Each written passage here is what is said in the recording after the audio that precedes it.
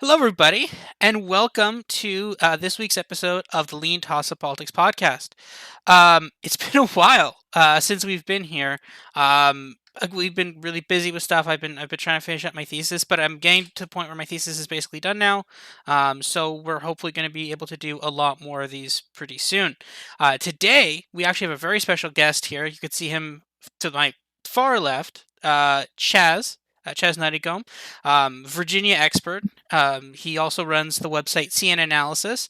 He's going to be here. We're going to talk about the Virginia primary results, which just happened 2 days ago on Tuesday. And we're going to talk about what that means going forward for November. So, what are the chances that that Terry McAuliffe is well, not reelected, again elected governor of Virginia, I guess you could say, and that the Democrats hold on to their Senate, their House the House legislative majority in Richmond. So, hey, Chaz, how are you doing today? I'm doing good. Thank you so much for having me on. Good. And we're also joined today by Curtis Frick. You see him there at the second left. There is his hand right there. How are you doing today, Curtis?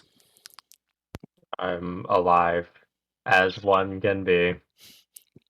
Good to know. Good to know. And also to my closest to me on my left, we have Alex. How are you doing, Alex? Decent. I'm invited to our village graduation ceremony tomorrow. We have the biggest graduating class in years. There are 6 students finishing grade 12 in the Val Marie School this year. Okay. So, well, enjoy. Go to that tomorrow and enjoy that. So, we'll start right off with Chaz right here. So last night, or sorry, 2 nights ago, we had the Virginia primaries. So Terry McAuliffe also handily won. We'll talk about that in a second, but also there's a bit of an upset in the lieutenant governor's primary. Ayala beating out Rasul, and then the incumbent attorney general holding on. So let's start with the governor's race. Obviously, it was expected that Terry McAuliffe was going to win. That's not really a surprise. But with a margin, were you kind of surprised with the margin or not? Do you kind of think that was what we were going to see in terms of margin? I was surprised that he got over 60% of the vote. I was kind of thinking his ceiling was going to be more something like 57, maybe 58. But he got 63%, if I recall correctly, right? Yeah, well, 62%. So he got 62% of the vote. That's pretty surprising to me. Carol Foy under 20 was surprising, just barely under 20. I was surprised that McClellan did as poorly as she did. She didn't even carry her own state Senate district. She only won a few pockets of younger progressive voters in the city of Richmond.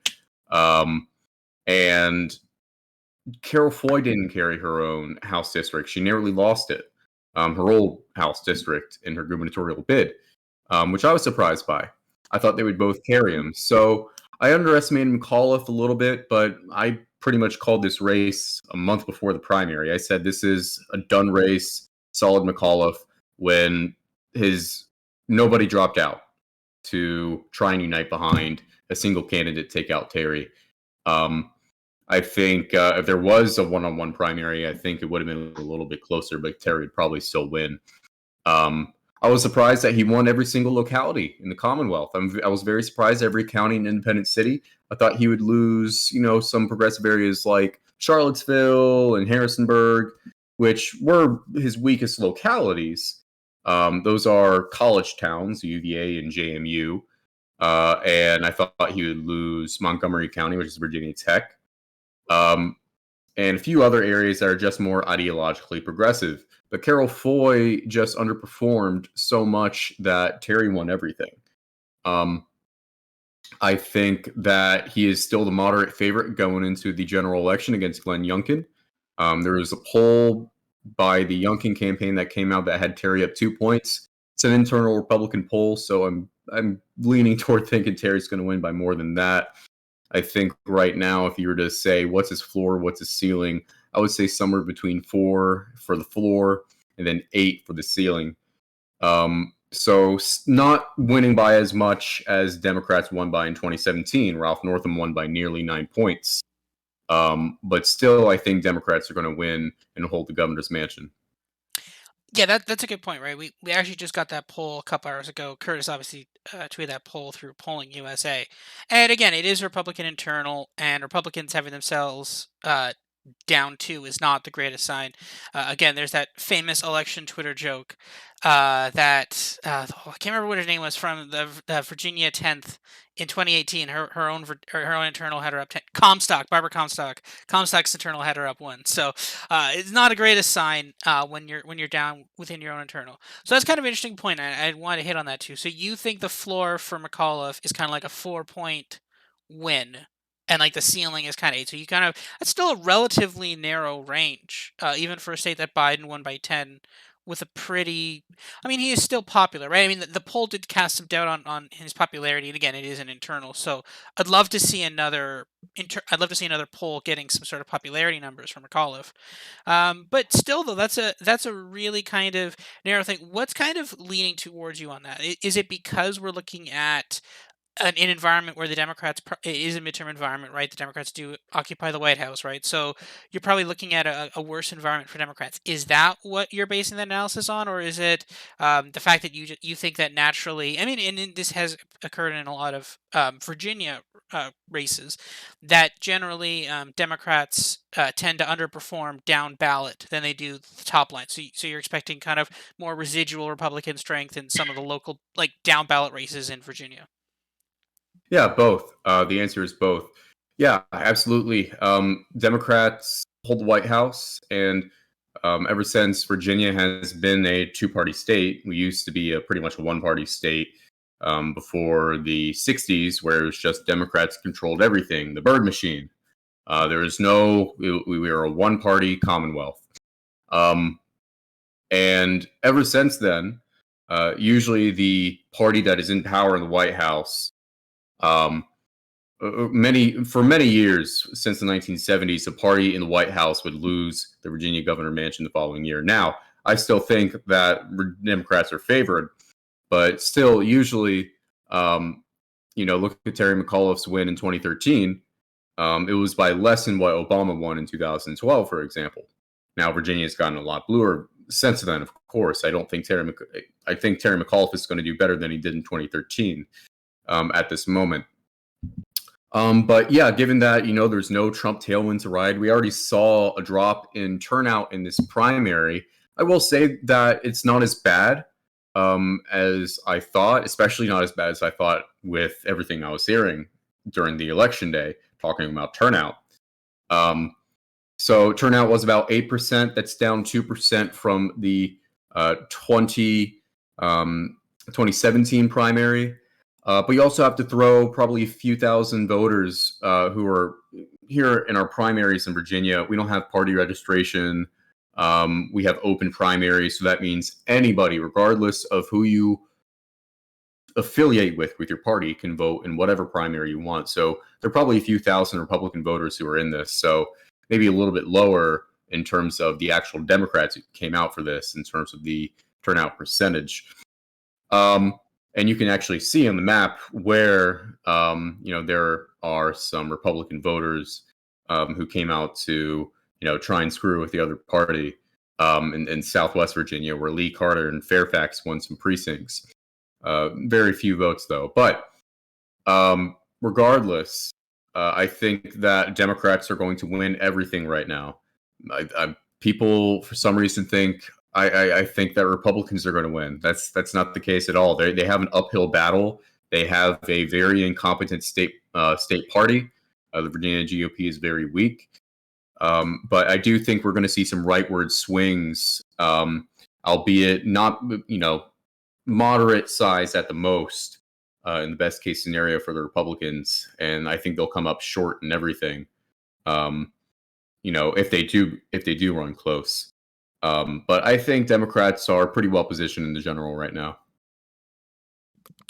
Yeah, I definitely agree with that. I think we'll get back to you in 1 second on that about where specifically you expect some drop off for Democrats in 2021. But we'll bring Curtis and Alex in here. So first of all, I'll start with you here, Curtis.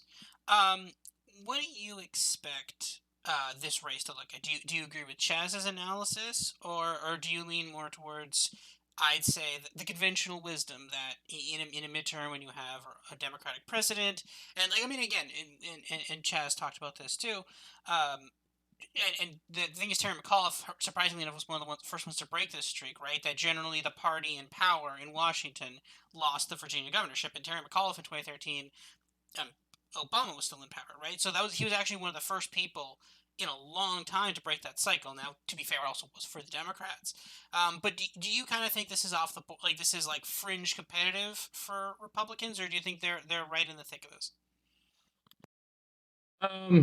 I mean, I wouldn't deviate very far from what Chaz has already said, to be quite honest. I mean, I don't, from what it seems to be the case, that the Virginia GOP really does just kind of seem to be in a weird situation, to say the least. But I don't see the case being that the Democrats don't just manage to take it. It might be slimmer than maybe previous years, but I would put money down on having the Democrats continue to keep power in Virginia. Give me a number. What do you think? 6, 5? Give me a number. I don't know. Don't ask me for specific numbers. All right, I'll go to Alex then. Alex, give me a number. What do you think this ends up as? Do you agree with Curtis? This is Democrats, or do you think this is more competitive? What do you think? I'm sorry, but because my candidacy has been confirmed, my job for the next few months is actually to avoid numbers as actively as possible. So, as far as I'm concerned, letters are fine. Punctuation is okay, but we're getting edgy here. No quantitative things will come out of my mouth on the record. No, nothing has really happened in the last few months that, for no particularly good reason, I think the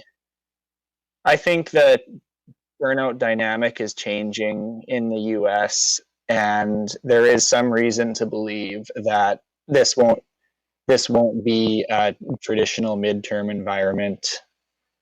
I have yet to be convinced that something else is happening, so that's my going take. I agree that the Democrats are probably going to do pretty well in these upcoming statewide races. Yeah, that's a good point. Just for anybody who's wondering, Alex there, he was confirmed as the NDP candidate. Do you want to? I'm fairly sure it's Cypress Grass Hills, is right? Maybe I should say all of these words myself. Yeah, you go ahead. It's a really long writing name. It's not like Saskatchewan District 12. Go ahead. What is the? I am officially the NDP candidate for Cypress Hills Grasslands, a big stretch of rural Saskatchewan that is a little bit larger than West Virginia. Putting in context for Chaz, there you go. That's there you go. Yeah. I know it's official because 20 minutes after my nomination meeting let out, someone on Wikipedia said, "Excuse me, you need to add Alex McPhee to the list of upcoming candidates. His nomination meeting just wrapped up." And I thought, like, oh my God, there were only like 12 people in this Zoom call. Who's doing this? That's actually pretty funny. You guys have some avid Wikipediaers there in rural Saskatchewan. I don't know how they do it. I am continually astonished by the caliber and the type of people who keep Wikipedia articles updated. Wikipedia is everywhere. All right, so let's go back to Chaz here. So you hit on this when you talked about this last. You said you expected Democrats to lose ground in a couple of places. Now, correct me if I'm wrong. I'm trying to remember vaguely back to 2020. You probably have a better knowledge of this than me. I thought Biden made very, very small, like minute gains, but very, very small shifts towards Biden in Southwest Virginia. That's correct, right? Like in the white parts, he made very small gains, right? Or no? No, there are some counties, such as Wise County, which is on the Kentucky border, and then I think he made gains in Bristol. There are very few counties that Biden made gains And in. small too. Hmm. Yeah, very very small gains in just a few counties. Most of the counties swung right. Yeah. In fact, the county that's had the most rightward swing was Buchanan County, Virginia, which was ancestrally Democratic. Used to be, I think it voted for John Kerry in 2004, for example, and Trump got over, I believe, 80% of the vote in Buchanan County. Which is on the West Virginia border. So, that region is probably going to swing right, but the biggest region that's going to swing right is actually going to be Southside. That's usually what we see. Southside Virginia is very rural. Democrats don't really organize there. And the big reason why that region swings right from the previous presidential year is because of a drop in black turnout. There are a lot of rural black voters that the Democratic Party of Virginia just does not have a good time at trying to actually get them to turn out in the off year. That region was the only region to swing right from the 2016 presidential election and the 2017 gubernatorial. Pretty much everything else swung left in terms of the swing in every locality in Virginia. It was just South Side. So that's going to be where Republicans are probably going to have a pretty good amount of gains. And that's very unfortunate news for Roz Tyler, who is the Democratic incumbent in one of the South Side seats. And I think that at least one statewide Republican is probably going to carry that district. I would say Winsome Sears is most likely for lieutenant governor. And so, but regardless, I think Democrats are slight favorites to hold the House now. We can get into that when you want to. Yeah. So okay. Just quick clarification on Southside. So Southside is that with the current North Carolina border. North Carolina border? Yeah. Okay, that's what I thought it was. Yeah, because I thought it was the rural Virginia 5th. Which that's what Yep. that is. Yeah. Okay. So oh, sorry. Okay. So yeah. So that's an interesting kind of point, and that it's a good point for that. To talk about that region too, because specifically a lot of people, myself included, I mean, we didn't actually have the Democrat winning the Virginia 5th in 2020. We thought was it Bob Good, I believe, is the Republican. I'm good. Yeah, he's the one who primaried the other guy, right? Riggleman, yes. So Bob Good Yes. won that seat. Yeah, we had that, but we had it a lot closer than it ended up being. I think that was kind of a blowout in many ways, especially for a race people thought was competitive. So Yeah. and again, That's one of the things with the 5th. The 5th was kind of my Charlie in the football situation. I thought it would flip to the Democrats in 2018 when it became open, and I thought it would flip to the Democrats in 2020 when it became open. But I didn't do that until the end. Throughout most of the year, I was pretty much right in thinking that, I'm just remembering the Democratic Party is incredibly weak in Southside in terms of organization. So I just had a good. I remember talking with someone, a prognosticator, who I very much respect, who was talking about the 5th, and saw it as a very close race. And I was still showing my skepticism, and I thought that Republicans were favored. Eventually, as polls were coming out, and the for the national polls and District 5 polls were coming out, I had his tilt Democrat in the ratings. Fool me once, shame on you. Fool me twice, shame on me. That was absolutely my fault. I definitely am not going to bet on Democrats in Southside Virginia again. So yeah. Yeah, that makes sense. It's interesting you bring up the part of rural black voters, because we definitely have seen this in other parts of the country too, where and I mean, not exactly the same, but you can kind of transpose it on to kind of rural Hispanics too, who also seem to be turning away from the Democrats. It's obviously not the same factors, of course, but it is both minority groups that used to vote heavily, or in the case of Hispanics, less heavily Democratic, but now seem to be trending away from the Democrats. So, and you bring up a counterpoint though that it's just simply organizing that area.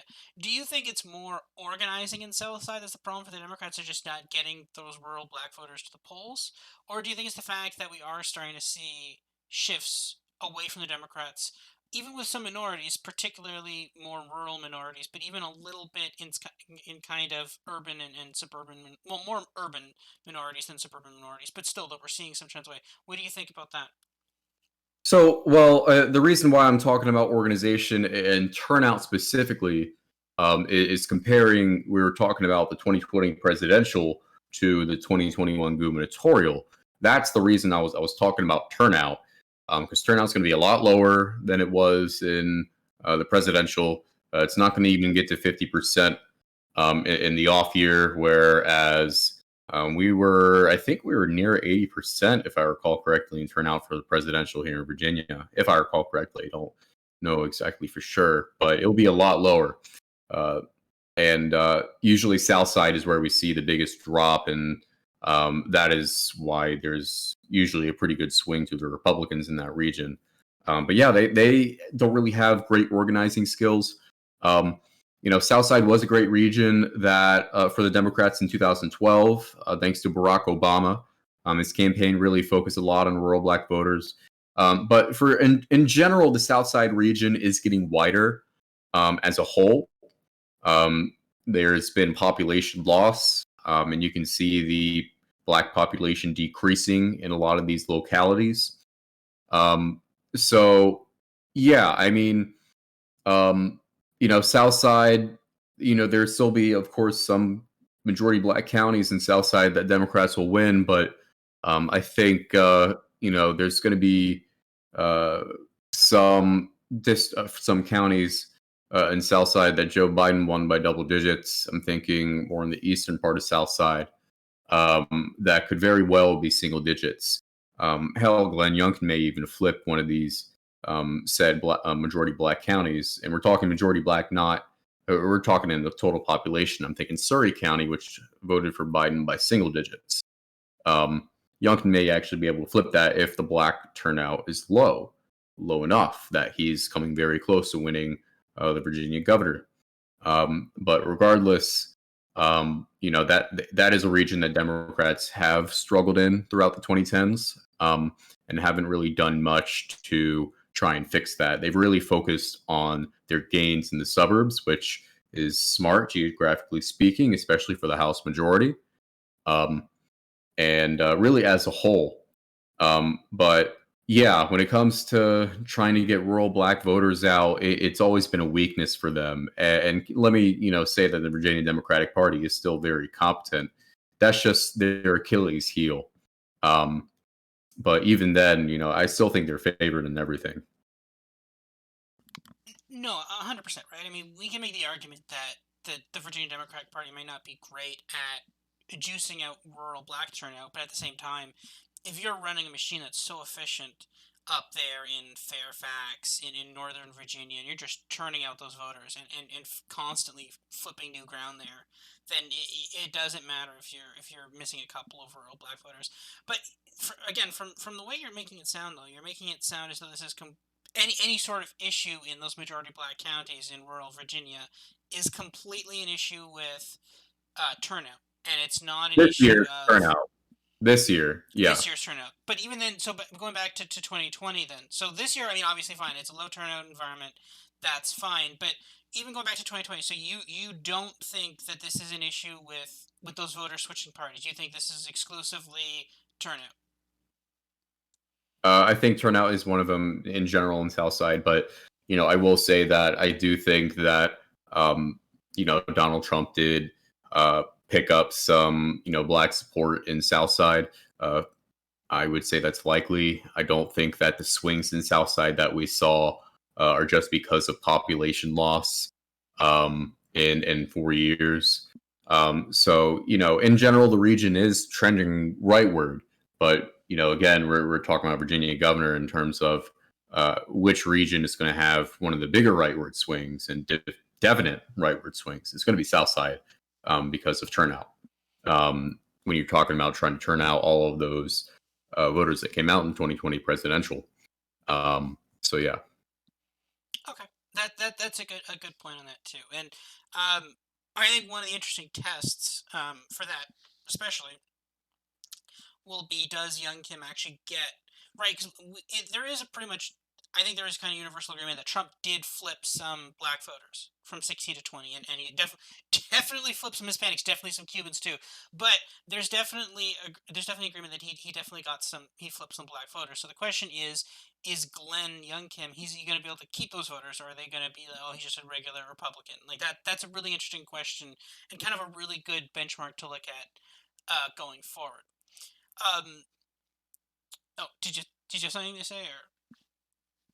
I think when it comes to Youngkin, I think he's gonna when you're talking about suburban reversion, right? No, I'm not so much talking about suburban reversion. I'm talking more minority. I think. Well, okay, we talk about suburban reversion too in kind of that context. I was talking more specifically minorities, but so you think Young Kim's strength in terms of flipping Biden or kind of now Democratic voters is suburban reversion. You think he's going to be able to pull in more white college voters? I think he will be able to pull in more than I think he'll do better with college-educated whites than Trump did. He has a better profile, but I don't think that we're even going to go to the level of which Donald Trump did with suburbanites in 2016.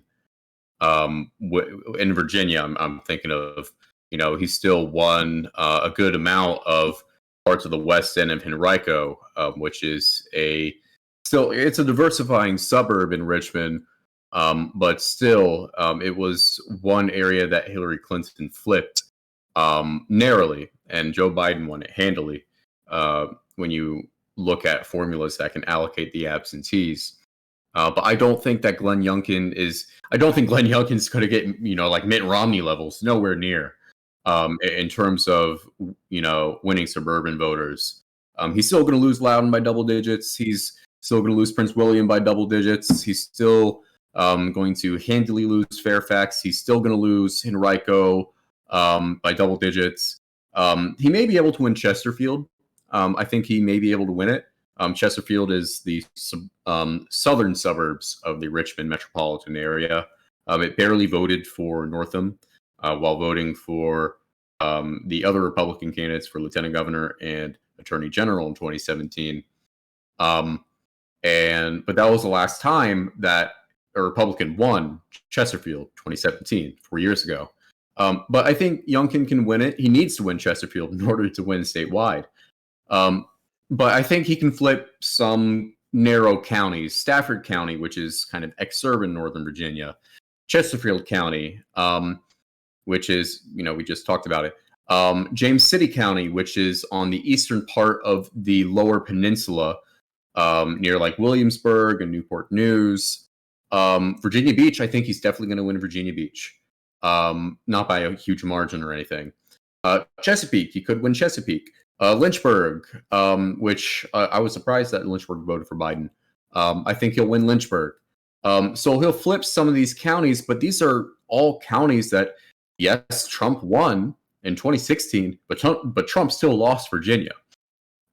So it's really about him making enough ground, flipping these localities that I just mentioned, stopping the bleeding in what we call the blue scissors, which is Fairfax, Loudon, Prince William, stopping the bleeding there, still losing by double digits, but enough to where while he's winning handily in rural Virginia and relying on low black turnout and low progressive younger voter turnout, that's his way to victory. I've just listed a lot of things here for Glenn Youngkin to actually win. So you see the issue here with anyone saying that Glenn Youngkin can be favored. I think there's, a moderate chance that he can win, maybe, 30% at the most, which is, when you're talking about probability, that's pretty good for a Republican in Virginia. But still, it has to go just a lot of things have to go right for him. You have a whole list there that he has to check off, and it's tough for me to see him win. Okay, one more thing on the governor's race, then we'll move on to the down ballot and then the state house. So, Hmm. just as kind of a nice, neat package on all this, as we're talking about different counties and different counties benchmarks, is there a county that you could name that's basically like this is the tipping point that like if Glenn Youngkin wins this county by literally any margin, if he wins it by 5 votes, and obviously not like don't say Fairfax here, obviously, but like what's the tipping point that like if he wins this county, that like it's like the minimum thing where it's like okay he'll be in the position to win this. So, like can you name a county that could be like that's the tipping point county that he needs to win the race? It's a tough question, and especially with no election is ever. Again, I just mentioned that it depends on turnout, Yeah. right? And different candidates have different coalitions, of course. Yeah, so it's tough. I guess if he's winning all of those localities that I just mentioned, and then he's again got those healthy losing margins in Henrico, healthy losing margins in Loudoun and Prince William. We can watch the turnout on election night in the Blue Scissors and see how lower it is from the previous year, especially from 2017. That is what I would say. I don't think there's really any. Now, Henrico County used to be that. If you were winning Henrico, then you would be winning Virginia. But Henrico's just got so much bluer. It's gotten more diverse since it was the pivotal swing county. And the white suburbs in the western part of the county have gotten blue now. So it's deep blue. So there's not really a if you win this county, you win this independent city, then you're winning Virginia. There's not really that anymore. That's good to know, and I think that is an important thing to kind of internalize, especially when we're watching this, right? Because I think for some places, right? Like for example, in Texas, if the Democrats win Denton County, you're like, all right, cool, let's pack it up, we can go home. But in something like Virginia, we're going to be really focusing on like literal margins. Like, okay, what's the margin in Loudoun County? Like, it's literally like, is this margin big enough? Is this margin not big enough? And it's important to. I mean, again, we're all going to be sitting around here on. I think it's November 3rd or first Tuesday in November. We're all going to be sitting here first Tuesday in November. And we're going to be trying to figure out who's going to win this, right? And I think if we all kind of have a picture in our heads of what a Republican win would look like, and if we don't see that, then I think obviously we can start kind of scratching that off. All right, so coming back to Alex and Curtis here for a second. Obviously, we talked a lot about the governor's race, and we all said that was uncompetitive. Well, mostly uncompetitive. Probably Democrats favored. Republicans having a chance, but mostly Democrats favored. I'll go Alex first, and then Curtis. What do you think about the down ballot races? So, for example, you've got lieutenant governor, you've got attorney general. Do you think they're going to follow the same pattern as the governor's races as they typically do, or do you think we could see a split here? What do you think, Alex? I don't know. The first thing about those row offices, I don't think I could name one thing that a state attorney general does. I think they sue the federal government if it's the opposite party. I think that's. I guess that's a useful thing to have in your pocket. I guess. I mean, they'd probably do other things too, but I think that's the main focus is that they sue the federal They government. do a lot of other things. No, I mean, But yeah, they bring state cases against like different companies and stuff like that. So yep. they do more than just sue the federal government. But it feels like to us to as the observers, whenever we see an article somewhere, it's like ex state attorney general, usually Texas, suing the federal government for something. So, Curtis, what do you think? Do you think that we could see some competitive down ballot races here, excluding the state house? Obviously, the state house is competitive, but what do you think about Ayala and lieutenant governor and the attorney general? Herring again, he had a scandal. He had a scandal there. Do you think he could be in trouble or not?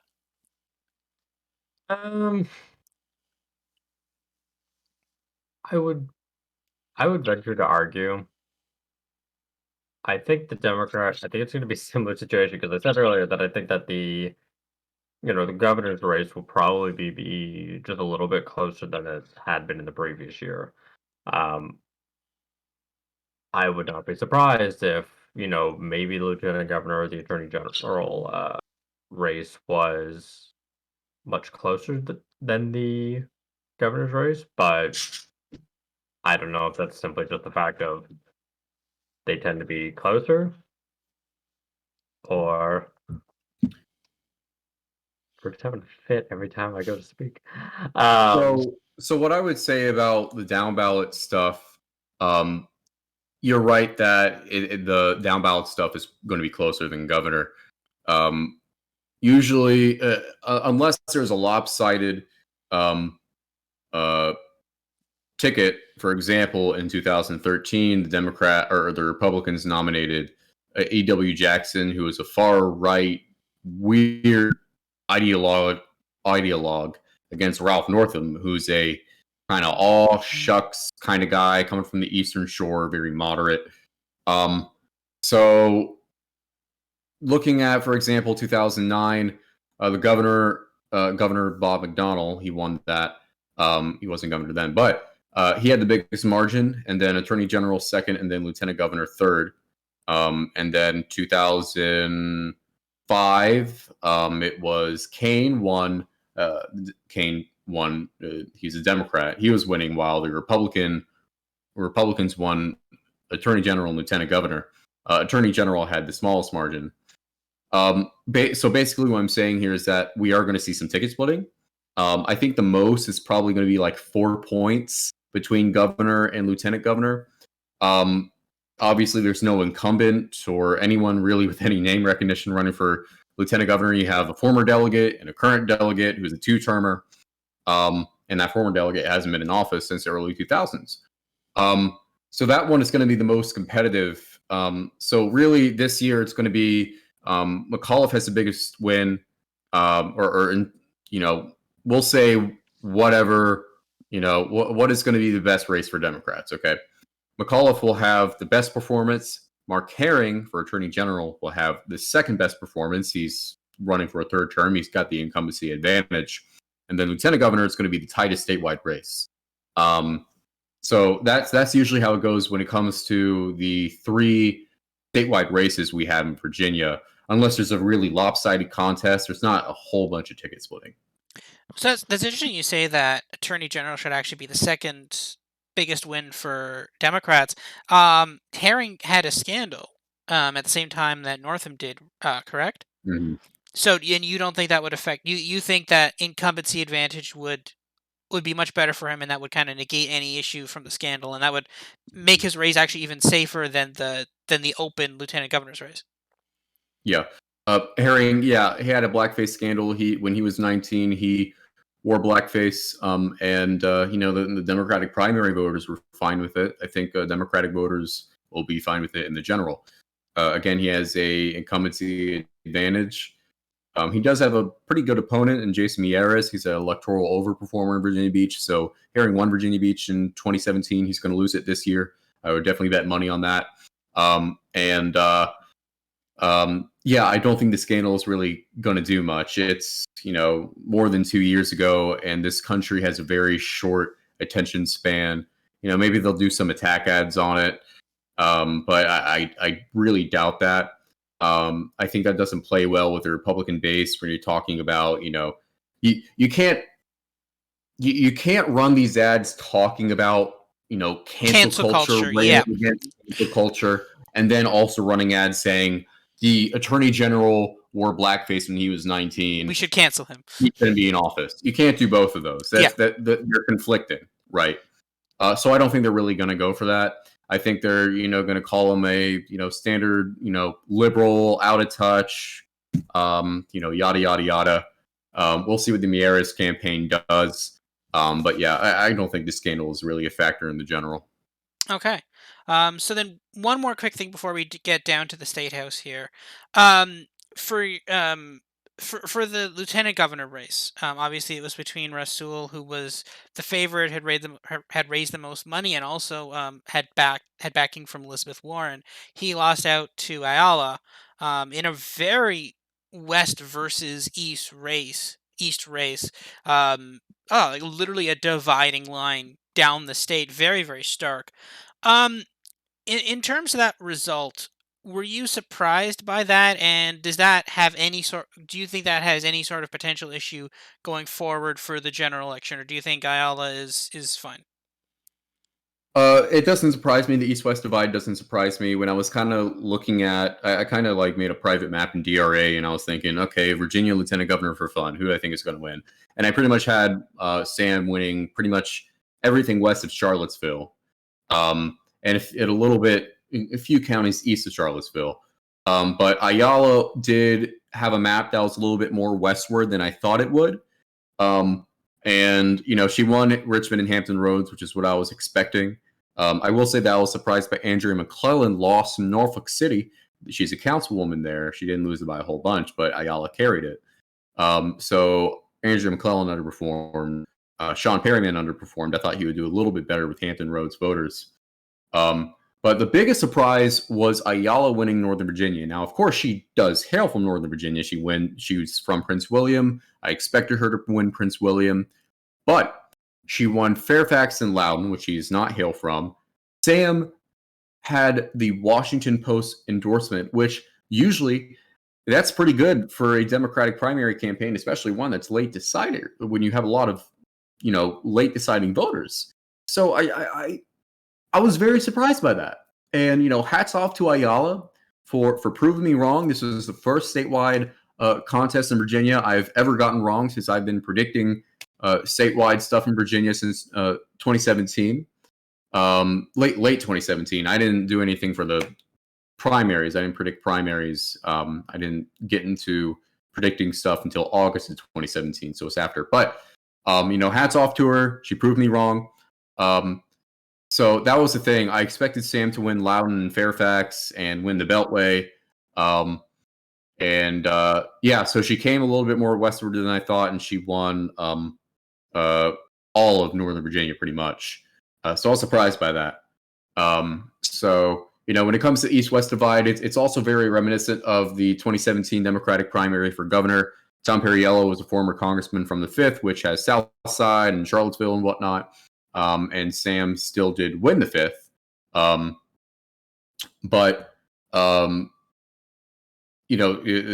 Perriello still came close. If I recall correctly, given the margin, I think Perriello did come closer to winning than Rasul did. It was very surprising in terms of the Ayala upset. Well, not very. I always gave a little bit of room. I always said there was moderate room for an Ayala upset. I think that the weakness that the ticket has, and let me say first that this is a decent ticket. I don't think this is a weak ticket, but this was the weakest possible ticket in terms of the likely nominees that could have been produced. The weakest possible ticket of all the candidates, if all the candidates had a shot, would be having Mark Levine as Attorney General. Lieutenant Governor nomination. That would be a disaster for the Democrats. Lieutenant Governor would be a toss-up race. But that wasn't the case. Ayala's nominee. She's a slight favorite. She doesn't, have a whole lot of name recognition. But the main weaknesses I'm talking about here is that we have a ticket that has none of the nominees ran in the progressive lane in their respective primaries, which is an issue for people like Chris Hurst who rely on young progressive turnout. Chris Hurst represents Blacksburg, Go Hokies, Virginia Tech. So he's in a toss-up race, so it's a trouble for him. That was one of McAuliffe's weakest localities that heavily went for Sam. And then I think Herring won it, but it was still one of his relatively weaker localities in terms of other areas where demographically he was winning. I think having an all moderate, all Northern Virginia ticket, Democrats have never run an all Northern Virginia ticket. So what the Republicans can do if they want is that they can run these downstate mailers, downstate ads saying, we need a check on Northern Virginia. There's a big divide culturally and politically between Northern Virginia and downstate Virginia, and that includes Hampton Roads and Richmond, where Democrats do need to win. But, regardless, we're still talking about the Republican Party of Virginia here, so I don't think they're really going to be able to, hit the Achilles heels of the Democrats in terms of running that regional campaign. They are trying to do the divide and conquer with ideology. Youngkin came out with an ad using Jennifer Carroll Foy bits in a debate going after Terry McAuliffe.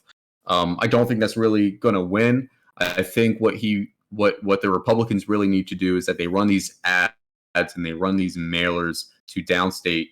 I don't like using downstate, but in just terms of, I guess, the region as a whole, it's not Northern Virginia, is what you would say. But that's what he would need to do in order to really turn up the knob on turning up the division between the two regions. He still, again, needs to stop bleeding in Northern Virginia, but he's got to win a good amount of Richmond voters and Hampton Roads voters in order to actually win the governor's mansion.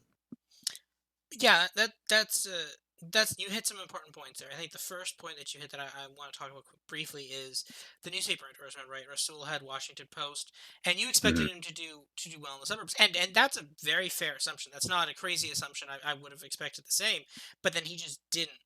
And the thing of it is, we also saw this a little bit in the Democratic primary for president last year, right? We got the dueling New York Times endorsements of Warren and Klobuchar, and we all know that President Warren has signed the COVID relief bill, right? So this is the problem, right? We're starting to see an era where some of these newspaper endorsements aren't really seeming that important. And there'll be another test of this next week in New York. I believe the New York Times endorsed Garcia, and we'll know how well that worked. Well, we'll get the first indication next week, and then it's the New York Elections Board, so we'll know sometime in July. But anyways, going on to the next part you said, though, is the interesting part about the kind of downstate or not Northern Virginia check on Northern Virginia. I kind of buy that a little less, specifically because when we're looking at this, I think that, obviously the largest population center is Northern Virginia, right? And it's the area the Democrats do the best in. And, yes, maybe you could pick off a couple voters in Richmond, but downstate Virginia, those are pretty heavily Republican areas anyways. I don't really think you're losing a lot. But, again, I don't know. Maybe you can really drum up that rural turnout if you're really kind of cranking that dial to the max on that. So we'll have to see on that. Now let's talk about the Statehouse. I think this is the one thing I think everybody kind of really wants to talk about. You had this before as a toss-up.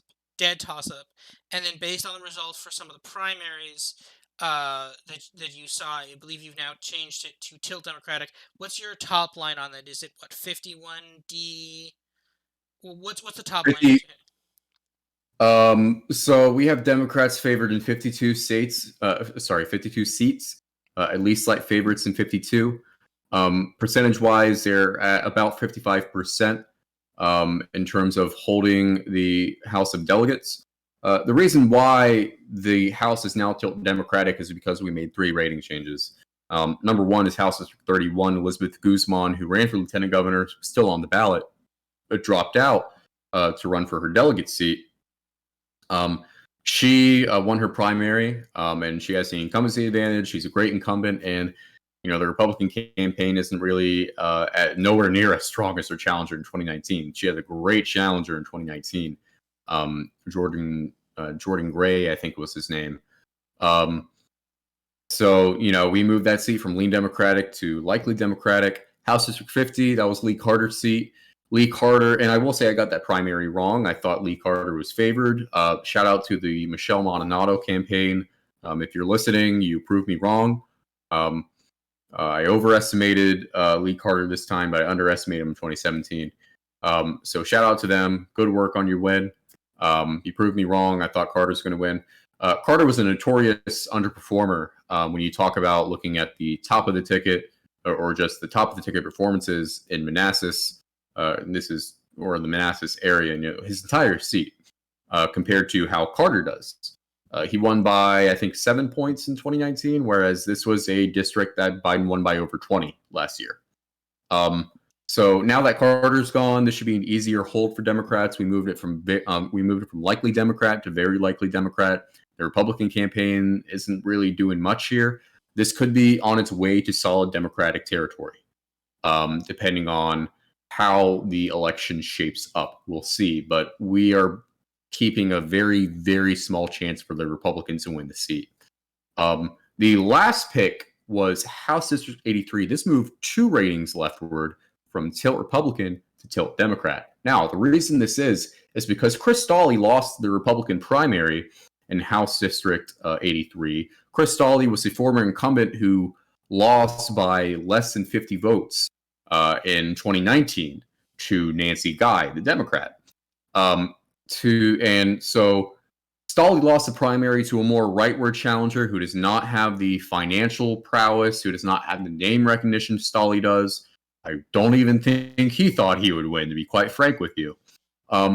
But, given the margin, 2019 margin, I still think this could be a seat Republicans could pick up, but I would definitely say Democrats are favored in it. This is a double-digit Biden seat. Nancy Guy now has the incumbency advantage. She definitely is breathing a sigh of relief after this primary. So with those 3 rating changes, it boosted the Democrats enough to the floor of 55% to qualify for a tilt Democratic rating in our model. So they're in a better position than they were before the primary in the House of Delegates. They're in a slightly weaker position for Lieutenant Governor. We moved it from lean Democratic to tilt Democratic because honestly, the Ayala campaign was kind of in shambles, especially in those last 2 weeks of the campaign. And again, with their liabilities as a whole ticket coming from all Northern Virginia, all moderate, or I guess center left. I think it's the liability. But regardless, Democrats are favored in everything right now, so they should be happy. They're slight favorites or moderate favorites. We have a poll coming out either this Saturday, as late as Sunday, with the money we raised. That C Analysis and JMC Analytics is conducting the poll. Very excited about that. And we'll see just how close this race is. So that poll you're releasing, that's going to be it's governor, obviously governor, lieutenant governor, attorney general, and House generic ballot for the House of Delegates. Ooh, I like that. And then we are also asking about Northam approval, Biden approval, 2020 presidential vote. So those are all of the questions, if I recall correctly. That's all of them. And then, of course, we're asking the demographic questions. Yeah. That's race, education, gender, all that stuff. That's pretty standard for polls. Yeah, that's really cool. I like that, especially the House generic ballot. That could be really interesting piece to have there. So and again, we just talked about this before, where you said that having all the nominees from Northern Virginia could be a bit of some pain. If I remember correctly, most of the competitive seats are either in Northern Virginia, the kind of DC. Well, no. Well, some of them are, but some of them are also in Virginia Beach too, down there. There are very few seats in Northern Virginia that are competitive. Most of the competitive seats are in Virginia Beach and Richmond. Virginia Beach is probably going to decide control of the House. There's a lot of competition in Virginia Beach compared to the other metropolitan regions. Now, Northern Virginia had all the competition in 2017. There were a lot of seats that Republicans held that were ripe for picking for the Democrats. And they did. They gained a lot of seats in Northern Virginia. Now some of those seats that they flipped are just solidly Democratic. They're not competitive anymore. There's a few seats that are pretty highly competitive. The 10th in Loudoun is tilt Democratic, and then House District 28 is in Stafford, and we have that as a toss-up. I could honestly see an argument for tilt Democratic depending on how the fundraising goes. We'll see in mid-July. And I don't think the Republican candidate is really strong, to be quite frank, and I've said this before. That's really the only 2 highly competitive seats. Meanwhile, there are a good chunk of tilt and lean seats between Richmond and the Hampton Roads. So that's going to be where the majority is decided. And then, of course, you have the 12th, Chris Hurst, who's in a toss-up race as well. Mhm. Yeah, I think so. Yeah, the Virginia Beach area will definitely factor into it heavily. I believe, yeah, I think there's like only one, I think, in kind of northern-ish Virginia. But yeah, so it'll be interesting to see if the hypothesis you have that they are kind of just focused, that the Democrats can be painted as just kind of this northern focused party, if that can hurt them in those competitive races there in Virginia Beach.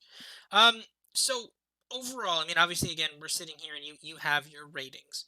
Um, Assuming nothing crazy happens, like there's no world war, or some sort of crazy, insane national thing happens. Where do you think this ends up? Like, do you think do you think Democrats just kind of hold on and assuming they put in the work at this point, again, obviously before the polls are released, but you kind of think the Democrats just kind of coast like they put in the work, but obviously they still coast to a win here pretty easily, right? At both the governor and the state house level, right? I think that they are at least slight favorites in everything, moderate favorites, and they're definitely moderate favorites in governor and attorney general.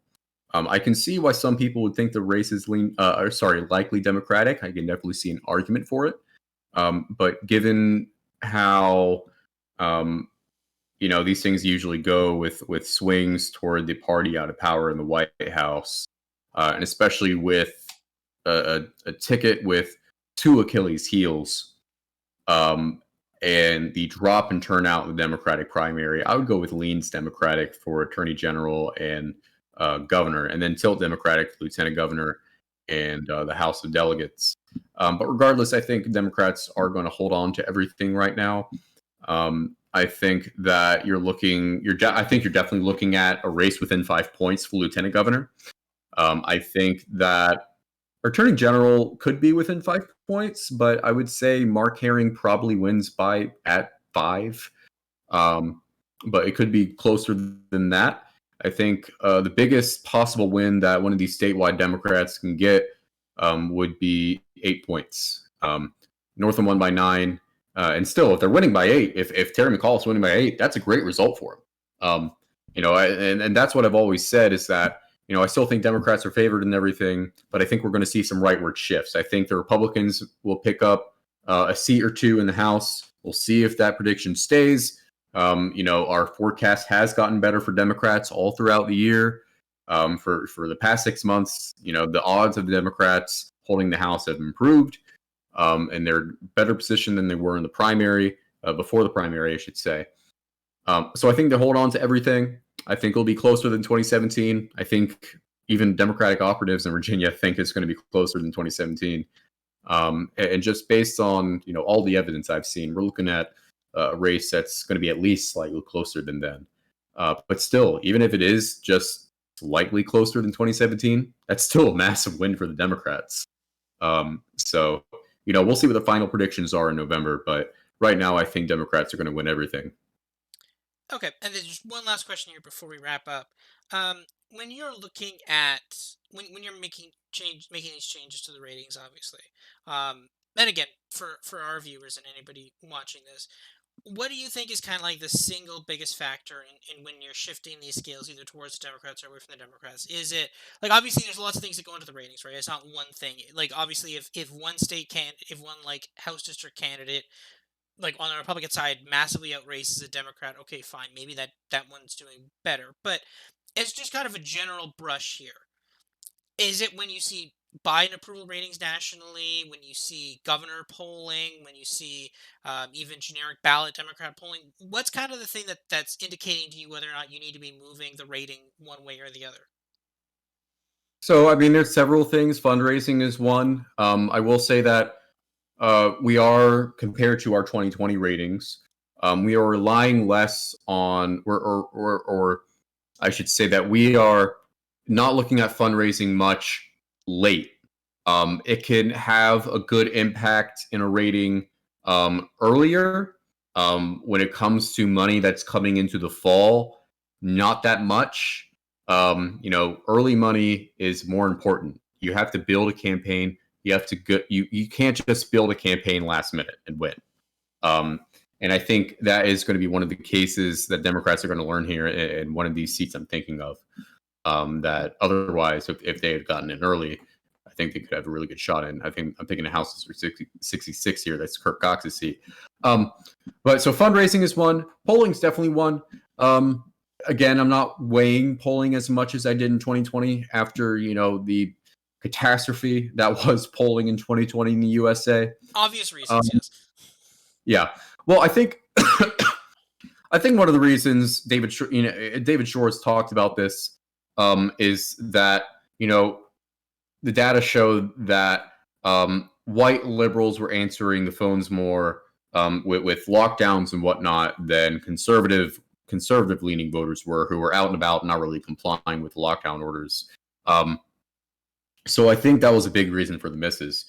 But Virginia polling was pretty good in 2020. The presidential polling was spot on. Senate polling, not so much. It had Warner winning by a couple more points in the polling than what he actually did by. I think he only did like a point or two better than Biden did when he was expected to do like at least 3 points better in the polls. We still factor polling, we still factor money, we just factor it in differently, weighing it less. Obviously, if there's a development in the race, there's some sort of scandal. I can think, for example, in 2009, Bob McDonnell, he had this weird essay from college that came out talking about, it was weirdly religious, talking about fornicators are destroying the family and all this stuff that you would think a Liberty University student would write. So just all this weird stuff. And I remember, reading about how, the race got tighter then in polling after that essay came out. So a scandal could come in, but even then we still weigh scandals less compared to 2020. History is a great guide. Obviously, we don't just suddenly look at history and change a rating.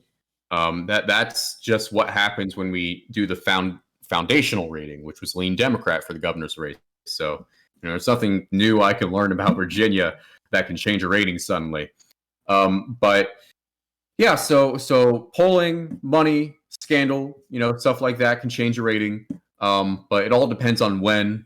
It all depends on how big. Yeah. So to answer your question. Okay, sounds great. So, all right. So that I think we'll wrap up on that today. Thank you, Alex and Curtis, for coming along. You can follow Alex on Twitter at Constituant. You can follow Curtis at Twitter at Polling Canada, at Polling USA, at Polling UK, and at Polling Australasia. And Chaz, if you'd like to say where we can find you on Twitter and websites where we can support you and where your stuff's coming out, go ahead. I'll leave the floor to you on that. Yeah, my @ is Chaz Nuttycombe. Good luck spelling it, but I'll tell you if you want to go ahead and type it now. Otherwise, I'll just tell you right now. ChazNuttycombe.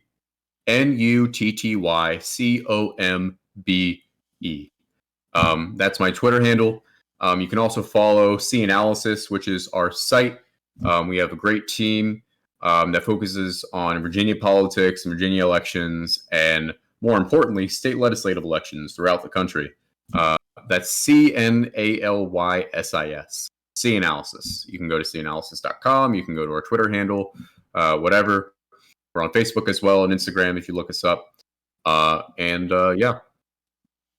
All right, sounds good. Well, it's early June now, and we're obviously still a long way away from the Virginia elections, but it's going to be a very interesting test for the Democrats, and obviously, hopefully, we'll have you on sometime after that to digest what happened there. So, thank you for coming on today and educating us a lot about Virginia, and yeah, we'll hopefully talk to you again. All right, see you guys. All right. Thank you.